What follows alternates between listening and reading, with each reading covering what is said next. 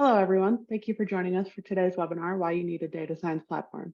My name is Bree Rogers, and I'll be your moderator. Before we get started, I'd like to cover some housekeeping items. At the bottom of your screen are some engagement tools you can use to find more information or to interact with our speakers. The tools are resizable and movable, so feel free to move them around as you see fit. You can expand your slide area or maximize it to full screen by clicking on the arrows at the top right corner. Throughout the duration of the webinar, use the Q&A tool to submit your questions for Chris. At the conclusion of today's webinar, we'll host a Q&A session. You can download a copy of today's slide deck and additional materials from the resource list. If you need any technical support during the webcast, use the help tool at the bottom of your screen. An on-demand version of this webcast will be available in approximately 24 hours and can be accessed using the same audience link that was sent to you earlier. We are so excited to welcome Chris Styduhar to today's webinar. He'll be taking us through why you need a data science platform. So now, without further ado, I'll pass things over to Chris to kick us off. Hello, happy Thursday to everybody joining us today for the webinar about why you need a data science platform. I'd love to introduce myself real quick. My name is Chris Styduhar. I'm a member of the Enterprise Product Management team here at Anaconda. My background was originally in software engineering. I have, for the better part of the last decade, been focused in the AI and machine learning space, both as a practitioner, implementing machine learning solutions, and then also creating enterprise solutions that help organizations and help individuals get the most out of data science and get the most out of machine learning. And as I like to say, do data science or do machine learning. I live in Salt Lake City, Utah, right on the Wasatch Front, with my puppy Kevin, who you can see down in the lower right corner. He is a tiny Cavalier King Charles Spaniel. He's very rambunctious. And if you hear any barking or yipping, that's him. So, all right, let's go ahead and get started. So, we live in the era of big data. I'm sure everybody's, heard the buzzword and heard people talk about big data. Well, really, when you think about it, big is not a big enough word to describe how much data we have and how much data we as humans are generating, right, on a daily basis. Estimates range from petabytes to exabytes of data being created, whether it be images, audio, video, content, the telemetry that the telemetry data that my phone produces and is recorded and sent to Apple and all the app developers and everything like that. This is all data, right? And organizations, enterprises, and I'm going to assume that most of us on the webinar today are members of some organization who is doing data science, doing AI and ML, produce and generate just enormous amounts of data. In fact, we're probably, as an organization, if you're a part of an organization, probably collecting data that maybe we don't even know we're collecting it or we don't utilize it, right? All of the different applications we have running, all of the different technology that is part of our ecosystem, it's all producing data, right? So what we really want to talk about today is how do we do something? How do we utilize all of this data that's being generated, make sense of it, and use it to help us be better, to help us do better things, to help us create more value, right? To help us delight more customers or help us grow our user base or sell more products or, whatever we're trying to do. So really at the heart of it is since we have all this data, I want to be able to make decisions, to quickly make informed decisions based on all this data. So what can or possibly should I do with all this information? Well, sometimes, and I've been I've been in organizations where somebody says, just give me data science. Hire some data scientists, hire a team, start a team up, start an organization up, and start doing data science. We can try to predict the future. In fact, a lot of what machine learning and artificial intelligence does is it uses data, massive amounts of data, to try to find patterns and try to say, you know what, I think this is what's going to happen next. Another thing is, help me make sense of all this data, right? I have worked in organizations, retail organizations, right, where we have, especially like in e-commerce, we have massive amounts of user data, right? All this user behavior data, clicking all over the website and putting things in the cart and viewing things and all this. Well, how do I use that data and make sense of it? Help me make decisions. I mentioned this on the last slide, right? I want to make a decision, maybe whether or not this message is spam or fraudulent. I want to make a decision on whether or not to approve this loan. I want to make a decision on how to price the cement that I'm making in my factories, right? We can also automate really expensive tasks, right? So in the days of yore, analyzing massive amounts of information, actually making sense of it, and doing things like predictive analytics, or even just trying to come up with what we should do based on this data, could have taken a really long time. It could have taken a team of data scientists, maybe days or weeks, to make sense of all the data, right? Now we can use data science, we can use AI and machine learning to automate these expensive tasks. So sometimes they can happen in the blink of an eye, instead of needing very expensive humans, right, to pore over data or to look at things like loan applications and approve or deny them. Really what I'm looking to do is give me a competitive advantage, right? So most industries are not monopolies. Most industries have several players in the field. And by using data to make informed decisions and to make my company or my organization more efficient and do better and create more value, I can give myself a competitive advantage, right? So really, at the end of the day, what am I trying to do? I want to provide measurable value to my organization from all this data.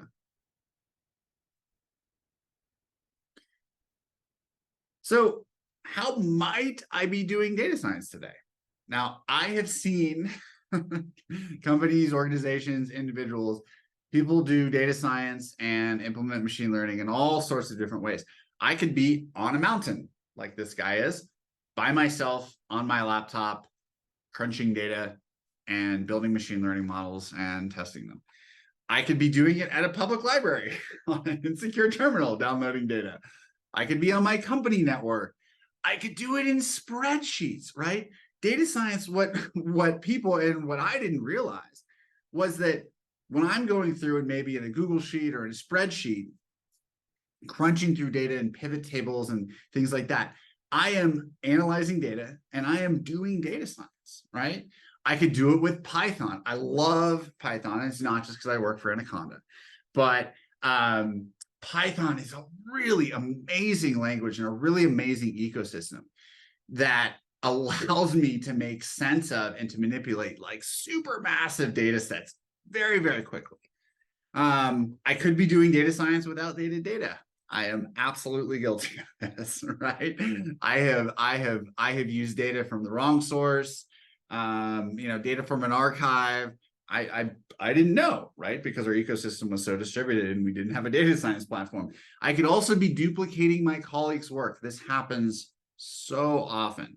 I was working with a large aircraft manufacturing client, and they had two huge teams in two different countries working on a wing for a new airplane.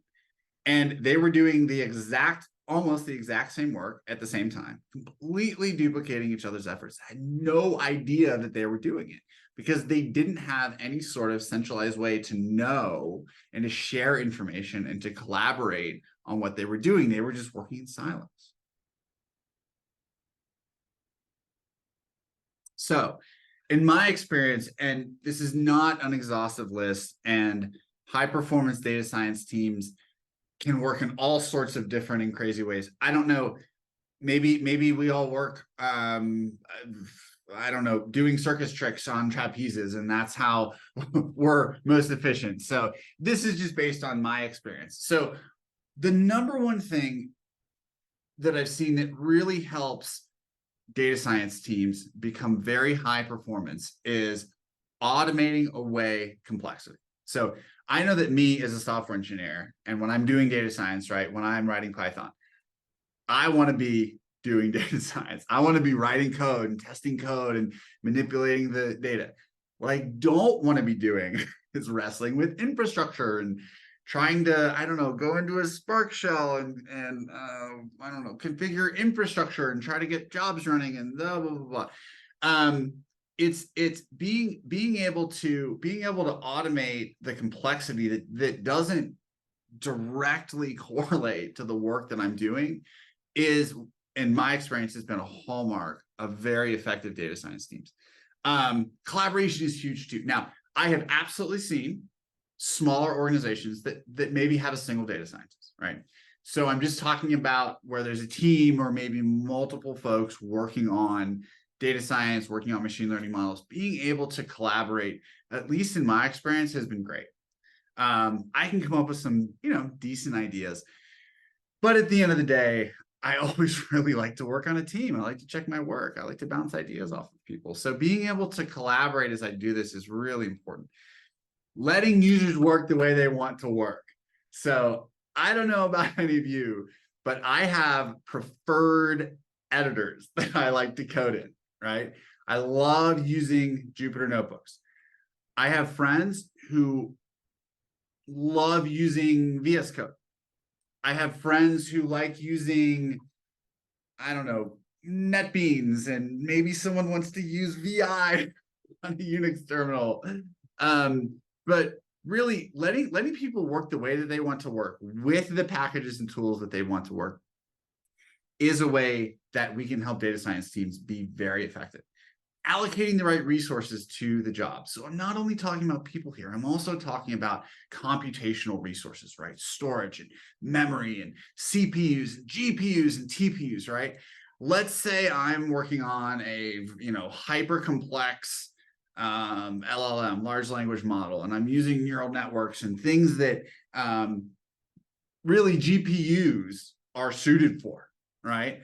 Well, if I'm trying to do all this work on my laptop, maybe I don't even have a GPU on the laptop, it could take hours, days, weeks, I don't even know, to train the model and to run the jobs and everything like that. But if I have the resources I need, right? If I have a big cluster with a bunch of GPUs that I can use to do my job, then I can work much more efficiently and I can get my experiments done and get things into production way faster. And I mentioned the last one, getting things into production lickety split. So I have absolutely, in my career, implemented projects that took literally months to get a machine learning model into production so it was actually doing something. Now, the time that it took to train the model and test the model was a fraction of that, right? We had to stand up APIs and make sure everything was HA and, I don't know, integrate it into our applications and do all that testing. So I've heard a statistic that 80% of the time that we spend goes into the infrastructure side of things and all of the tasks and the rigmarole that that goes into getting something into production, getting it working, getting it to create value. All right.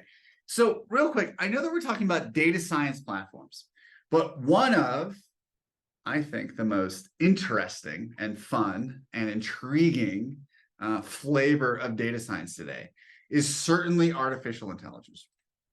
Now, it may be because I've been focused on machine learning for so long and I've seen how much value machine learning can bring to organizations.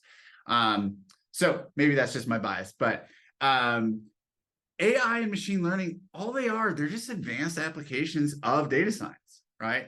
back in the old days, we were doing things called predictive analytics, right? Where we're drawing graphs and we're looking at the way curves are going and we're saying, okay, well, if it's going in this direction, we can plot some more points.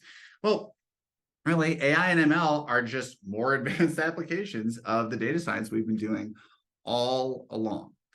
Machine learning is really cool because it lets us make sense of huge data sets, structured data, unstructured data, right? Content, images, things like that, that teams, hundreds, hordes of people could go and look at and maybe not find patterns in, right? Because not because we're not smart enough, but maybe just because we don't have the time to pour over all of the data. The cool thing about machine learning is that it lets us take these huge data sets and find patterns and say, okay, based on this data, what do you think is going to be the next word in the sentence? Or what do you think is going to be the outcome of this, right? Here's the thing though, even though we've been doing it for a minute now, AI and ML are really complex and difficult to implement. If you have implemented a machine learning model in production, let's say even at an organization that is regulated, you will know that going end to end from 0 to 1 with an AI or a machine learning application is something that is incredibly difficult.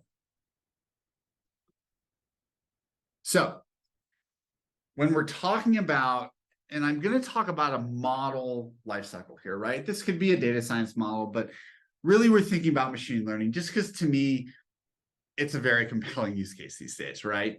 So how does a data science platform support the life cycle that me as a data science practitioner, as a team leader, as a product manager, software engineer, that I need to go through to get the most value out of it? Well, I see it as a cycle because it really doesn't have, so there is an entrance point, right? Understand and analyze up on the top left here. So I need to understand the value proposition. I need to understand what people are actually looking for here, right? I need to analyze available data and streamline source information. So this is a step, this can include something called data prep. And I'm sure any ML practitioners out there are very familiar with. And data prep is going through and getting all this data in a configuration or in a format that we can even use some of these tools, packages to analyze and turn in to a machine learning model. Unfortunately, right now, I'm not aware of any software tooling where I can just point something at a giant data set and say, go make sense of this, right? The tools and the applications just aren't smart enough yet, right? So then I build and develop. I'm experimenting. Maybe I'm using different model algorithms, right? I'm doing random forest, or I'm doing XGBoost, and I want to see which of the different methods is going to give me the best result, right? It's going to give me the model that is the most accurate and the most performant. Then as I'm doing this, as I'm developing models, I have to be able to manage what I'm doing, right? I have to be able to version things. Maybe I have a CI/CD pipeline that I'm working with within my organization, so I have to integrate with that, right? I have to version all my code and my deployments. I have to keep track of my experiments, right, that are running, all of my models, maybe the associated applications, the models that are feeding those applications, right? There's a word governance over on the right? I really want to understand what's going on in my data science, in my machine learning landscape. Then I need to deploy and execute. And as we talked about just a minute ago, this can be the hardest part. And to me, sometimes admittedly, the most annoying part, because I'm not doing data science anymore. I'm wrestling with infrastructure and I'm trying to get things integrated into applications. So getting your stuff into production and getting it into the hands of users, having it, and even if it's something that isn't directly user-facing, right? Getting it into your organization's ecosystem so it's actually performing is such an important step. Then there's something that sometimes we don't think about or that we don't talk about, which is monitoring and improving, right, what we have in production. So as someone who's played with machine learning and done a lot of machine learning implementations, I can tell you that I have been in situations where a machine learning model will get stale very quickly because, I don't know, maybe new data will be introduced or some new parameters that we didn't think about are gonna, come into our data set. We have something that's called data drift that happens. So it's very common, right? This is where the data that we're feeding into our model starts to drift away from being like the data that we train the model on. And even though they're called machine learning models, they're not usually learning as they're trying to make decisions. They were trained on a certain data set, and they're only as good as that data that they were trained on. And so being able to monitor performance and see how things are doing, see how accuracy is, right? We do things a lot of times where we have human labelers go in, right, and produce ground truth data, and then we test the model against it and see how it's performing. This is such a crucial step, right? Because this is what helps us ensure that the value that we're creating is maintained as we have all of these models and data science apparatus in production. So a friend of mine worked for a large ride sharing company, right? And she was on a data science team and told me a story about them putting a new machine learning model into production and not having monitoring. And by the time they caught what was happening, I think it was about a day, the model was not performing as expected, and they had lost the company about $50 million. Now, having monitoring in place and understanding what a model is doing once it gets into production could have avoided this issue, right? We could have understood, oh my gosh, this is mispricing rides, right? Cutting the price in half, and we're losing money on every ride. But without monitoring, it can be very difficult to understand if these models, I don't know, maybe it's going haywire, maybe it's approving loans that it shouldn't be and setting ourselves up for a huge negative financial impact. So this is the life cycle that I like to talk about. And data science platforms like Anaconda's data science platform really need to support all of these steps, either by direct capabilities, or a lot of times, especially with an open source platform like we have, there are different open source packages, open source integrations that can do all sorts of different wonderful things. One example is MLflow, which is an experiment and model tracking application, and that's open source, right? So why do I love Anaconda's data science platform? And it's not just because I'm on the team that works on it. We have a really strong competitive advantage with our data science platform, with the enterprise tier, right? And this is a very secure, flexible solution that really helps teams accelerate all of the data science work that they're doing.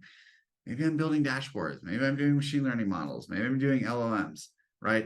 It's a very flexible tool. So first, it lets users code the way they want. You want to use RStudio? Great. You want to use VS Code? Great. You want to use Jupyter Notebooks? Go for it. I prefer, because I've seen both sides of this, I prefer open platforms to proprietary platforms. Now, there are some proprietary platforms and ecosystems that can have some great features. Here's the issue that I've run into with that, right? If that platform doesn't support something that you're trying to do, let's say go in and edit the code, or maybe it doesn't let you export a model to, I don't know, host it on a different system, right? you're stuck. You are locked into that proprietary ecosystem. That can be very difficult. Also, what if you want to change, right? What if you want to change your platform? You may have months or years of work that is in a proprietary format that you cannot get out of that platform. So Anaconda's enterprise tier is built on an open platform and is really we because we are an open source company,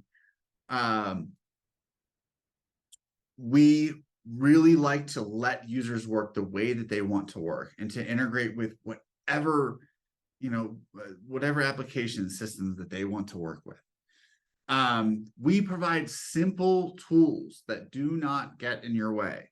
I don't know if anyone remembers Clippy from Microsoft Word, back ages ago, but I don't necessarily want an intrusive assistant, a little paperclip coming in and saying, hey, it looks like you're trying to do this, and getting in the way of the way that I want to work. I know how I like to code. I know how I like to do data science. And I want simple open tools that'll let me work that way. Here's a really neat part. So Anaconda offers the ability to have a trusted supply chain for all of your software that you're developing on the platform. This is from the very beginning all the way into production, because our enterprise tier includes our world-class and very well-known repository and package management software. So, for example, as an administrator, I can go through and I can understand what packages my users are using, or maybe I can create environments that have packages that are known to be secure, right?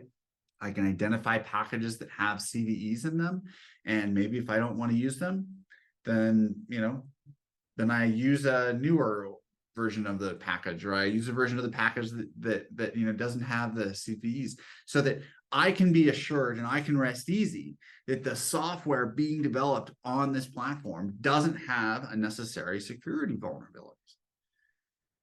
One really cool thing that we're offering right now is free migration support. So if you're using a different data science platform right now, and you're as excited as I am about Anaconda's enterprise tier, about our data science platform, we will offer you custom services and support hours to help migrate all of your work onto our amazing data science platform. All right, well, we're at the end of the presentation part of the webinar. Wanted to say thank you to everyone who took some time out of your day to join me today, and hopefully it was informative, and yeah, definitely looking forward to seeing everyone out and about in the world of data science and AI and machine learning. Please feel free to reach out.